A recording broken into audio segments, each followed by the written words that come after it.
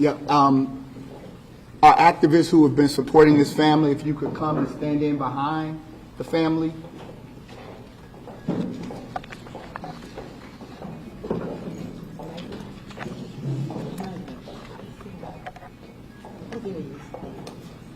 Somebody have a phone. Can you turn off the phone, please?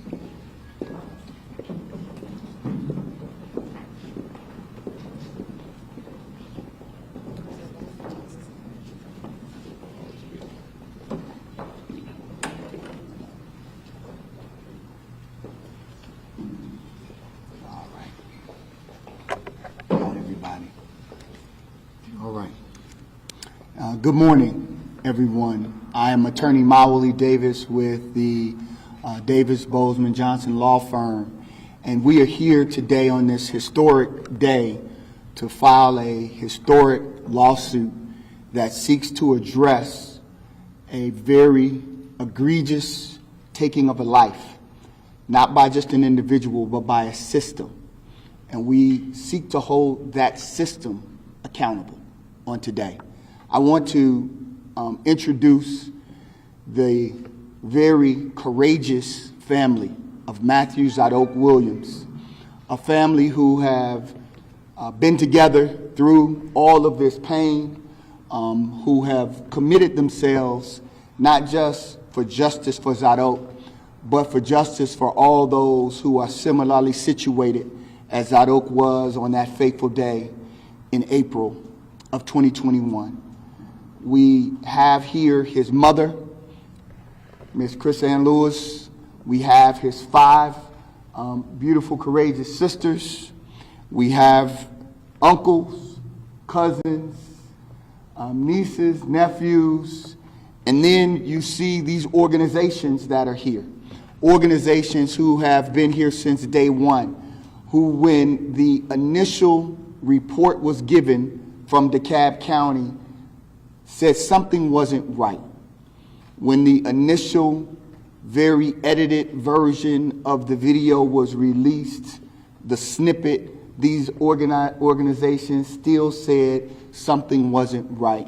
And they've stood here with this family, specifically the DeKalb SCLC has stood with them. The George Floyd Committee stands with them. The Esther Project stands with them. Beacon Hill Black Alliance for Human Rights stands with them. Color of Change stands with them. The Black Futurist Group stands with them. Student organizers who've been organizing over at Morehouse and Spelman, they stand with them, and other community-based organizations continue to stand with this family. So the legal team, and we have assembled what we believe is a formidable legal team to fight this fight. We are fortunate to have with us the managing partner of our law firm, attorney Robert Bozeman, who has, again, done everything in his power to pull together some of the best lawyers in the state of Georgia to be a part of our firm so that we could take on cases just like this, cases that matter to the future of not just the state of Georgia, but the future of this country. And so we have with us, joining us, our law partner, attorney Regine Bray. We also have joining us attorney Desney Scaife. We have with us our law clerk, third-year law student Daryl Ford. And then we also have joining us from our Savannah Statesboro offices, attorney Francis Johnson. The crafters and the visionaries behind creating a suit that seeks to address this entire system are none other than our law partner, attorney Harold Spence, and our co-counsel and friend and colleague, Leighton Moore. And this is the legal team that is so honored to represent this family, to represent this mother, to represent these sisters and cousins and all who love Zadok deeply. And so I want to take a moment for Attorney Francis Johnson to situate us in terms of this historic moment, why this lawsuit The filing of this lawsuit, again, is not against a single officer, as you often see when we file civil rights Section 1983 cases. Usually you will see this lawsuit filed against an individual officer who pulled the trigger. DeKalb County pulled this trigger. The system pulled the trigger.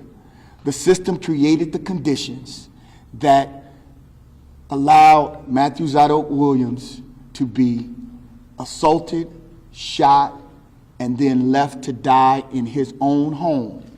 A homeowner, a DeKalb tax-paying homeowner who was having a mental health crisis, and all of the taxes that he and his family have paid should have paid for what we call CIT training. It is the common basic model as it relates to policing in America and mental health crises and officers being properly trained. All the statistics show that if you have your officers trained with CIT training, that they are less violent when they interact with those who are suffering from a mental health crisis.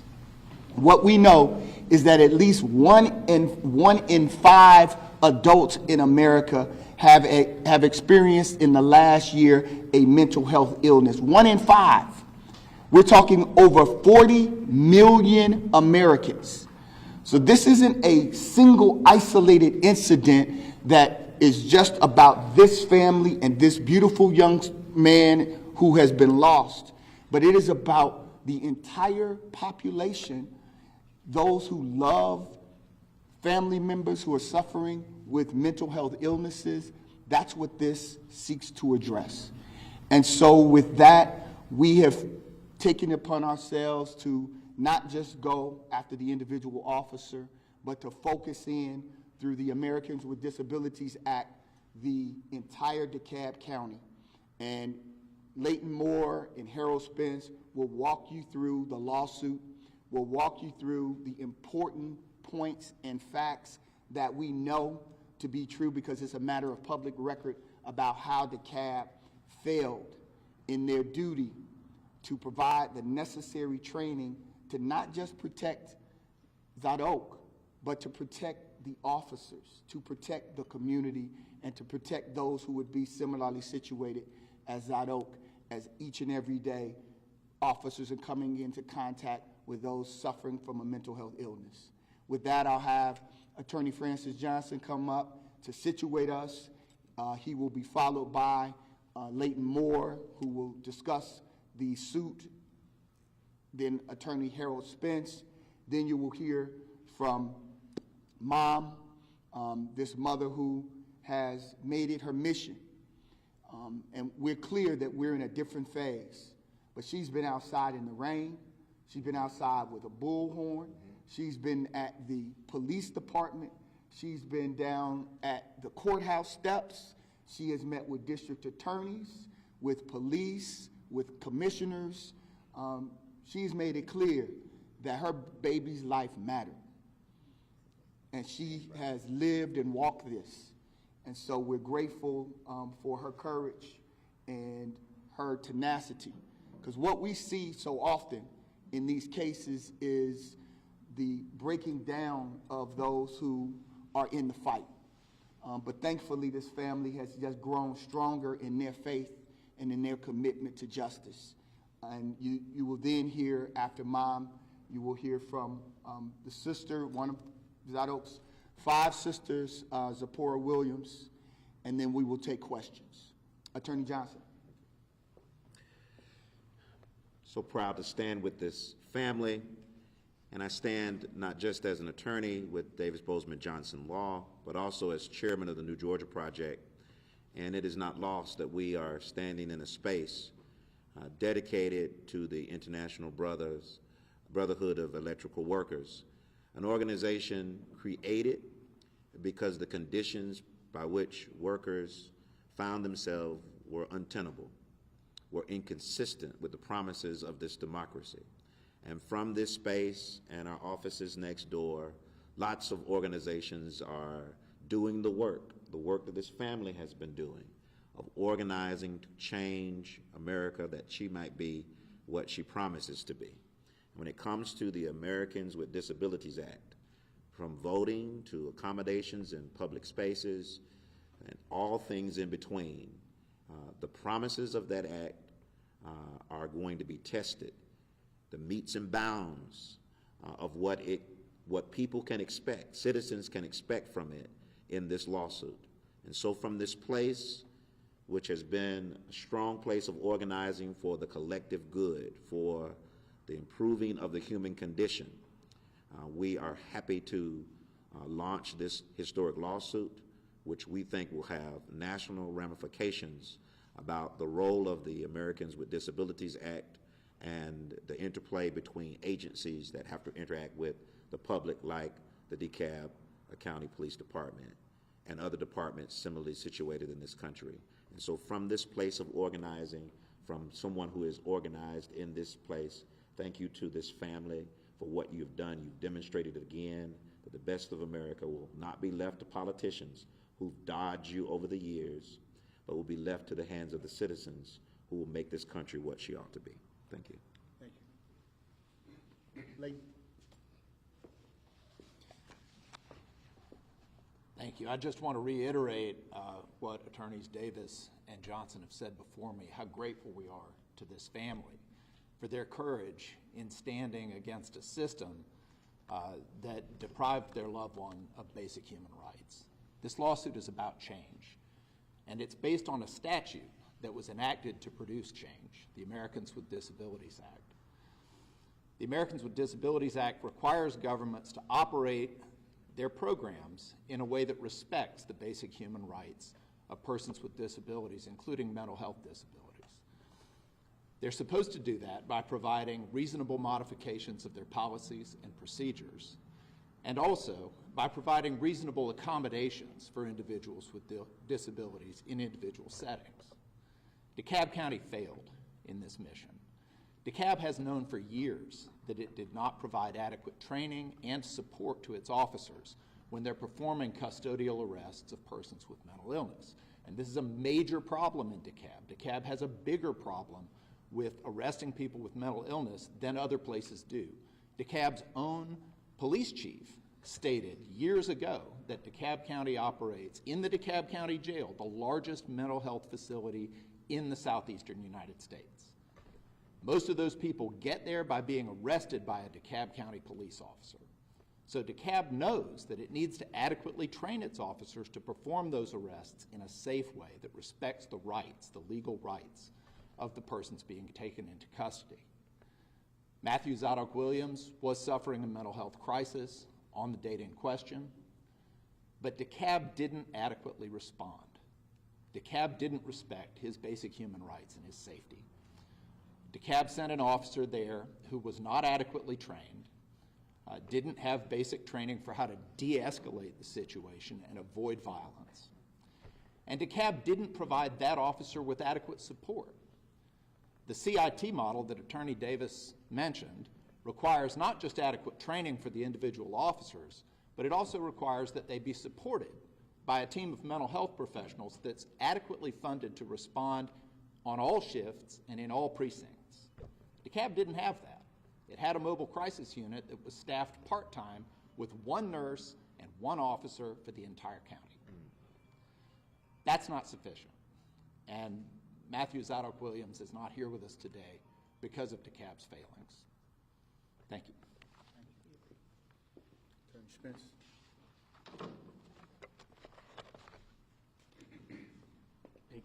Good morning.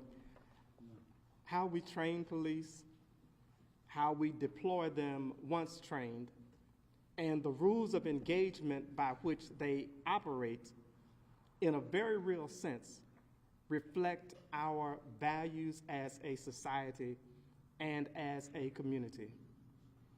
The days are long gone when police officers would go to a scene, guns a-blazing, and then figure it out after the carnage had ended. We know that there is a better way. While there may be a natural tension between police and citizens they encounter, It doesn't have to be a mutually exclusive circumstance where either the police officer leaves that encounter alive or the citizen leaves that encounter dead. As a society, we have evolved, we've grown, we've learned. And police practices have to reflect that evolution, have to reflect that growth, have to reflect what we have learned. And we have learned that with proper and appropriate training, that we can achieve both ends, where a police officer can leave an encounter healthy and whole, and the citizen experiencing a mental health crisis can similarly leave that encounter healthy and whole. Often we are encouraged by clients we represent, and I have to say, I'm truly honored to stand with this family. They encourage us, they enrich us, and we are better for being a part of this effort with them. And we are honored again to pursue this journey toward justice with you. Thank you. Before I bring family members forward, I want to point something out, and it's very important for the media to consider this. What video continues to be shown has nothing to do with this lawsuit. I want you all to hear this. It's important. This is something that the legal team and the family have talked about. The video that continues to be shown is the one where he has a mental health crisis and he runs after the officer and his pants are falling down. You can stop showing that because that is not when he was in fact shot and left to die. You can stop. It's okay now. We know that you have to be balanced, but let's not continue to attempt to shame those who have mental health issues by showing his pants falling down. What the focus is that he was inside for at least 15 minutes and the place was surrounded. Inside of his home, the place is surrounded. What does that say? What does that mean? Is that there is no need to go busting in, that there was time to implement and to consider reasonable accommodations, because every officer there, and we have documented evidence, recognized that he was suffering from a mental health crisis. Every officer, that is without question. So once everyone knows it, then what should have kicked in was then how should we respond to someone with a mental health crisis when none of us are in any danger because he's on the other side of a locked door, barricaded inside, and we're outside. How should we respond? What accommodations should he receive? What accommodations should any American citizen suffering with mental health illness receive when they're locked in their home and having a crisis? We know the policies and procedures of DeKalb County say that a barricaded person, SWAT should have been contacted, and with SWAT, there would have been a trained negotiator that would have come out to de-escalate the situation so that he could walk out alive. So it's very important, and we wanted to make that point, and we encourage you, take the lawsuit, look through paragraphs 154 and beyond, and really focus your attention on all of the history of DeKalb County, knowing how many individuals they were going to encounter with mental health illness and how they chose not to spend the money, to invest the money. What we say about society is that our values are reflected in our budget. Where counties, governments spend money are an indication of where they place their values. They did not spend the money to get every DeKalb County officer CIT trained, and they could have, and they knew they should have.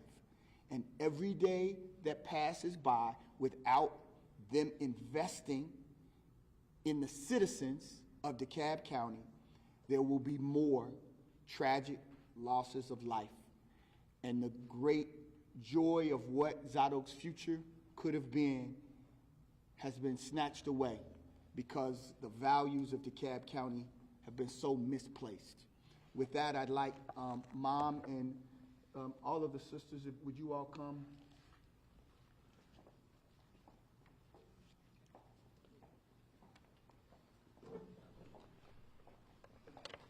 Come on.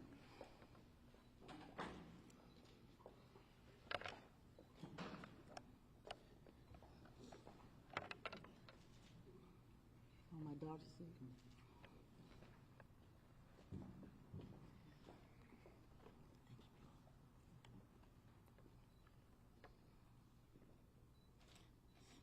I'm Zadok's mother.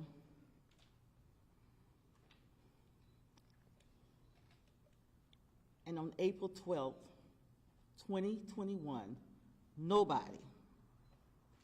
nobody should have died. Zadok was only 35 years old. He was my only son, and he was my baby. My husband and I had 5 girls trying to have this boy. He was everything to us. I mean, everything. He had never even made a sandwich for himself until he was 19 years old. He suffered from a mental health illness. It should not have been criminalized on April 12, 2021. Instead of him meeting death, being threatened with his life, DeKalb County, the system, failed my son. All officers, because they have in their hands the power to take a life, must have critical intervention training. That's a must. If they're not, take the guns away. All counties, cities, municipalities should have medical crisis units that are fully funded with a sufficient amount of staffing to handle the needs of their area, which DeKalb County did not. They failed my son. They failed the police officers that were there. And they have failed this county. I don't want any other mother to feel this devastating pain that every waking moment I feel. I don't want any other family to suffer the loss that we have in this family. It has to stop. It's time for the system to make that change. It's time. No one else with a mental health should be criminalized and killed. Thank you.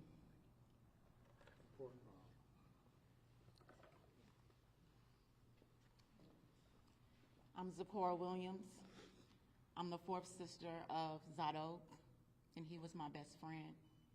He was all of our best friends. Zadok lived in DeKalb County his entire life. He went to elementary in DeKalb, then high school. So many of Zadok's first moments happened right in DeKalb County. DeKalb is where he became a registered voter and voted for the first time. DeKalb is where he had his first date. DeKalb is where he became a first-time homeowner. Zadok lived in DeKalb County because that is where he felt the most safe and comfortable.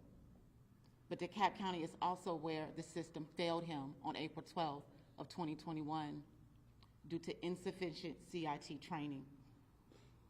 There isn't a street that I can't go down now in DeKalb where I'm not flooded with beautiful memories of my brother. I remember us cycling up the Arabian Mountain Trail. He would always try to race me up those steep hills because he was so competitive. We'd hit up every pizza joint in the county in pursuit of the perfect pizza, which every pizza was perfect for him because he was such a foodie. I remember us swimming, spending the entire summers just swimming. He would break the rules and backflip into the deep end. We would see how long we could hold our breath under the water. But now all of those beautiful memories have been tainted due to DeKalb's lack of support, their lack of funding, and seemingly their lack of concern for the mentally ill in their county. Mental illness has become a national epidemic in our country. If only DeKalb County had taken heed to this, they would have had the proper processes in place, and my brother would still be alive today, creating more memories with us. In this country, there is no reason for anyone to die because they had a mental health crisis. But it happened to my little brother in DeKalb, and that has to change. Zadok's death has devastated my family in ways that I can't even articulate. But we continue to garner our strength in God in hopes that we will get justice and that we will continue to advocate for change and mental health reform in DeKalb. We pray that we will be the last family to stand before you grieving the loss of a loved one due to simply him being mentally ill. To us, Zadok was so much more than his mental illness. Zadok was our saint. He was our knight in shining armor. He was that sunshine on a cloudy day. He was that shoulder that we can cry on, that ear to listen to. He was our biggest supporter, my personal hype man. He also was our mover, our babysitter, our food critic, our word nerd that we could never beat in Scrabble. Zadok was our only brother, our baby brother, and we would never forget him and never stop advocating for him and mental illness reform in DeKalb.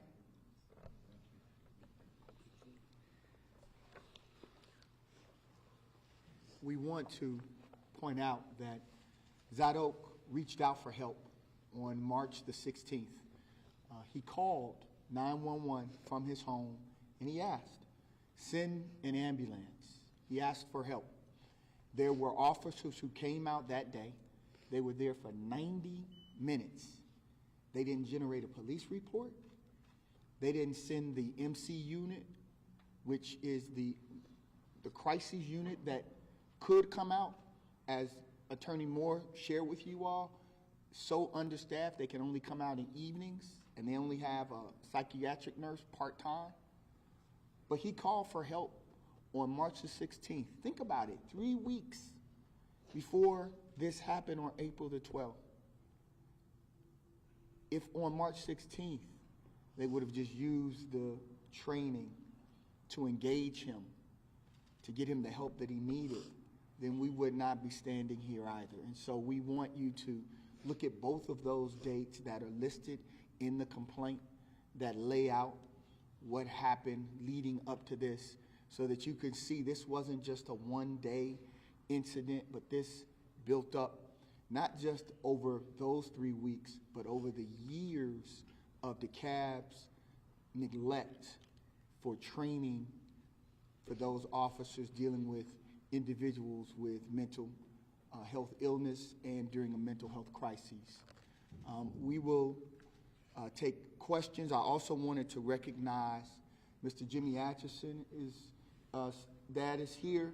Mr. Atchison represents the Georgia Moms United and has lost his son due to police violence, and he continues to stand in solidarity with this family and with families across Georgia who have lost loved ones at the hands of police. Yes, come on up, gentlemen. I don't know if this is a question for you or Mrs. Williams, but knowing about that March 16th incident now, you know, the initial story we heard is they did not know this was his home, they did not know he was in mental health crisis, and you have very specific evidence now that the officers on scene knew both of those things, right? Can you talk about that? Correct. Mrs. Williams, can you react to that as well? And the officers, one of the officers who came out on the March 16th came back out on April 12th and acknowledges, and we lay it all out in the complaint, acknowledges, I've been here before, I do think he lives there, because there were the individual citizens who reporting this misinformation that he didn't live there, that he was homeless, that he was squatting, things that were easily refutable by the officer who had been there for 90 minutes 3 weeks before. And so knowing all of what the narrative that they attempted to paint initially, and then having this evidence that directly contradicts the elected officials as well as the appointed police is troubling. And that's why this is, again, DeKalb County is the sole defendant, because this is bigger than any one individual. This is the entire county that attempted to really misdirect this whole community and misdirect the entire public with that first narrative they put out. So, Not only did the officer that responded to the call know that my son lived there, but if they had just asked his name, just ask his name. He was no threat to anyone. He was behind a barricaded, bolt-locked door. Just ask him his name. That's a disregard right there, and a disrespect to who he was. that's one of the things, what Ms. Lewis raised is one of the things that is in the training is that you want to establish rapport by asking that person's name. They never do that. And then they go for, again, it's based on this lack of training, they don't seek to establish, hey, what's your name? They have enough time to ask his name and say, hey, let's run that. And they run his name, and then it comes back to his home. And then it gives everyone a chance to reflect, like, oh, okay, wait a minute. This is his home. All right, so let's move a little differently. He's in his home. Let's see what, that didn't happen. And because that seems like a very simple thing to do, but if you're not trained on that, you're not trained to de-escalate. Instead, you are moving in this militarized way, and it leads to these kinds of results. Can the family share what this entire process has been like, continuing to seek justice? Well, I'm Beulah Williams. I'm Dr. Beulah Williams. I'm Matthew's third sister. And just from the start, there was confusion. There was false evidence that was presented to the media by DeKalb County. There was mental health shaming, which is horrible. My sisters and I, we went through 10 hours of body cam footage. 10 hours of body cam footage. So if you want to know what it was like to see your brother shamed in the first place, and then when he's in the comfort of his own home, try to de-escalate, he tried to de-escalate the situation. He tried to de-escalate the situation. He used words such as, Cordial. can we speak cordially through the door? Can you put your gun down, sir? If they had just treated him like a human instead of a dog, he would be alive now, a human. In this country, we care more about animals than we care about certain people who are marginalized in this country, and it's a shame. So when you ask what it's been like for the family, it's been horrible. We have post-traumatic stress syndrome.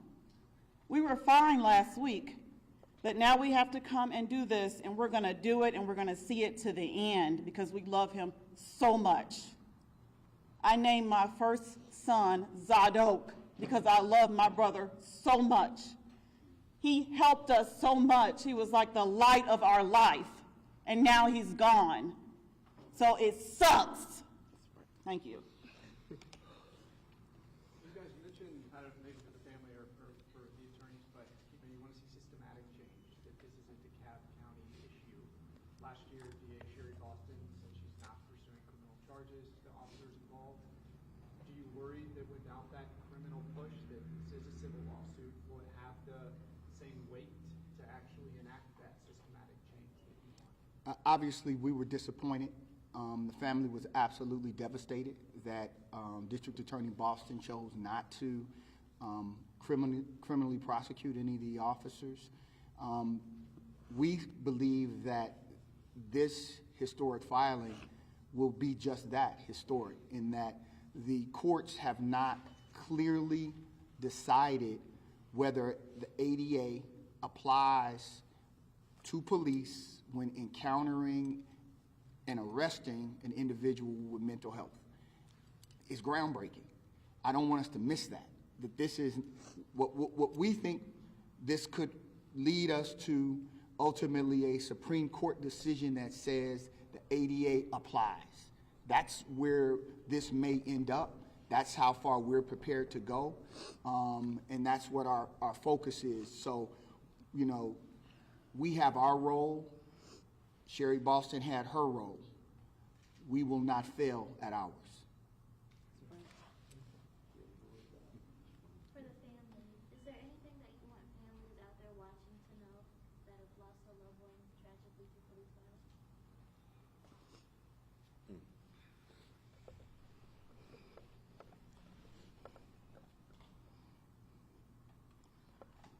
I would like to say to families who have lost a loved one to police violence, hold on to your hope. Hold on to your hope, because there is a change that's coming. There's a change that's going to come. And I understand the grief, and I want to tell you it will never get better, but you will learn to live with it. Hold on to hope. In terms of CIT training or anything specific, like, what would you have liked to have seen? I mean, on that March date, on that April date, can you be specific about, like, where that change actually needs to come? Well, here are some things. On the March date, there could have been some record created of the fact that there was a mental health crisis happening at this address with this person. I mean, 911 was called, officers responded. One of the officers who responded actually had CIT training, incidentally, indicating that it's a bigger systemic change that we really need. That officer had it, he just didn't use it. And DeKalb didn't have broader systems in place to make it useful. DeKalb didn't keep track of mental health arrests.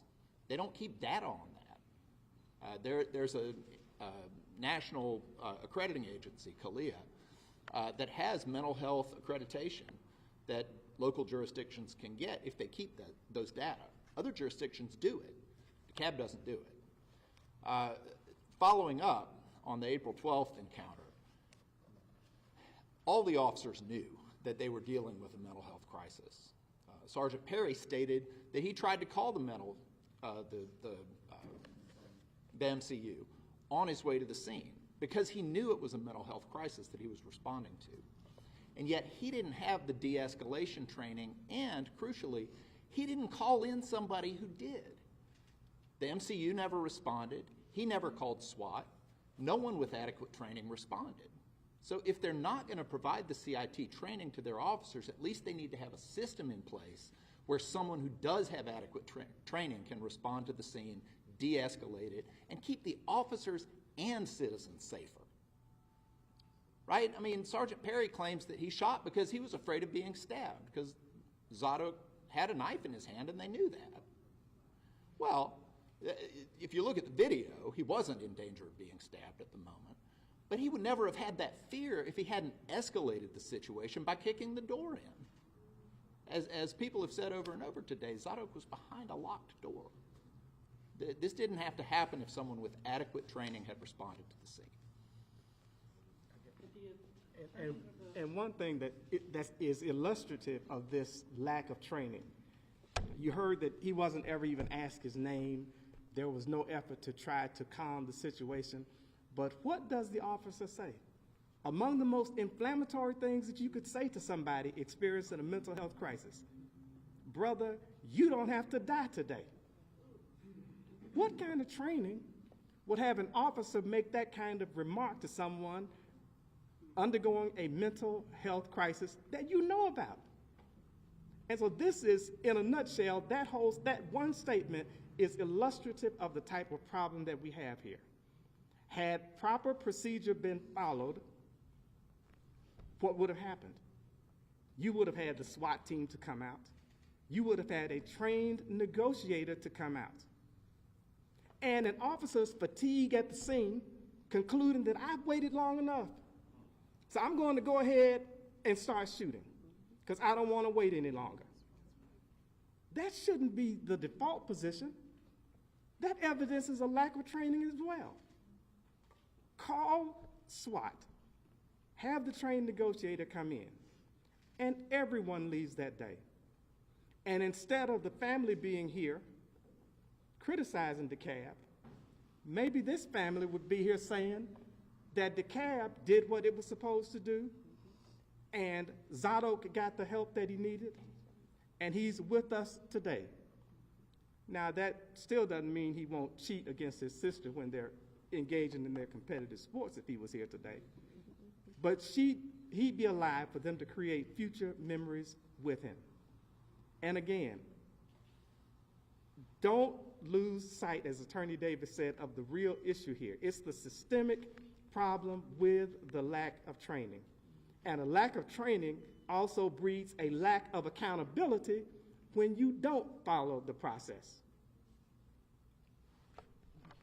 Could the attorneys of the family address two questions? One is the precedent for this type of lawsuit. You talked about it being an historic lawsuit that could go all the way up to the Supreme Court. To what extent has it been filed like this before, a lawsuit about a fatal police shooting citing the ADA? And then secondly, can you help us understand more of what he was dealing with? Did you have a diagnosis, for example? Okay, so first, there was a filing in California, the Sheehan suit. They filed an ADA claim along with a 1983 claim. Judge in the Ninth Circuit determined that the ADA should apply to policing. However, the 1983 claim resulted in them a motion for summary judgment in the case not moving forward to the Supreme Court. And so we were intentional about focusing just on the ADA claim and filing the ADA claim because we want that focus. We were very clear we did not want to just name individual officers and give the county an opportunity to get out. We want the county front and center in ways that they typically are not in these situations. Secondly, Zadok did not have a quote-unquote diagnosed mental health that is known by the family, which isn't uncommon. In fact, when we look at all of the statistics around the country, many citizens who are suffering from mental health illness and crises are going undiagnosed. The reality is that beginning in the 1950s, and this is going a little far back, but I think it's important for citizens to understand, beginning in the 1950s, as they began to strip away psychiatric hospitals and other facilities, the police became frontline first responders to mental health crises. And then they did not provide adequate community mental health facilities. And so this is the result. We see all of so many citizens who, again, almost 20 to 25% at some point will have a mental health illness, either in a breakdown. In 2018, over 11 million had a severe mental illness. 11 million Americans. I mean, those numbers, this isn't something that this country can put your head in the sand and ignore. Our family members, all of us have family members, and that's why these community advocates continue to stand. All of us have a family member or more that has a mental health illness that is undiagnosed. And how do we want them treated? We want them treated with love and care and ensure that they are able to get the help that they need. And unfortunately, DeKalb County and the broader system has not built the necessary safety net to catch our loved ones and ensure that they are able to live productive lives. What has been the response from the county throughout this process? They haven't had a response. They haven't had an adequate response. I haven't seen any indication that they've made a commitment that we're going to get all of our officers CIT trained by this date. I haven't seen that announcement. If any of you all have, let me know. At some point, you would think it would trigger. They would realize. They would understand. They would be concerned enough to make a change. So when they don't, these kinds of accountability actions are necessary. Well, yesterday, I understand legislators introduced 4 police accountability bills at the state capitol, one of which requires police de-escalation training, and others include adding additional procedures for ethical policing. So what do you have to say, I guess, in terms of that effort as it relates to this? Pass it. Get it passed. We have, on so many different fronts, Attorney Spence, Attorney Bozeman, our firm, have, we haven't just been filing lawsuits to file lawsuits because there's an economic advantage. We've been filing lawsuits and trying to create policy as a firm that changes the direction. We fought so hard to just get ice tubs for sports, for youth sports. They couldn't even pass that. Who wouldn't pass putting an ice tub for children not to have heat stroke while they're at sporting events? So just because it's been introduced, our firm is very clear. That doesn't mean that they're going to get it passed. They get it passed, this family, all of us will stand down there and applaud them and say good, and let's keep pushing and keep moving and keep building the necessary network to help those with mental health. So great talk. Now it's time for action. We thank you all for coming. And again, we repeat this on behalf of our managing partner, Attorney Robert Bozeman, and our entire firm, and on behalf of Attorney Leighton Moore. It has been and will continue to be our absolute honor to represent the family of Matthew Zadok Williams until we win and are victorious in changing and transforming this system. We will forever stand with them until we win and after. Thank you all very much.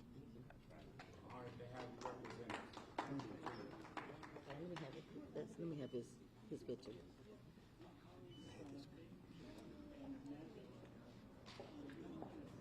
Y'all stand behind me so they can get a picture. Sisters. Mommy want us over here. And can the activists stand behind me and hold the signs up? Can you all come in? Can the activists stand behind me and hold the signs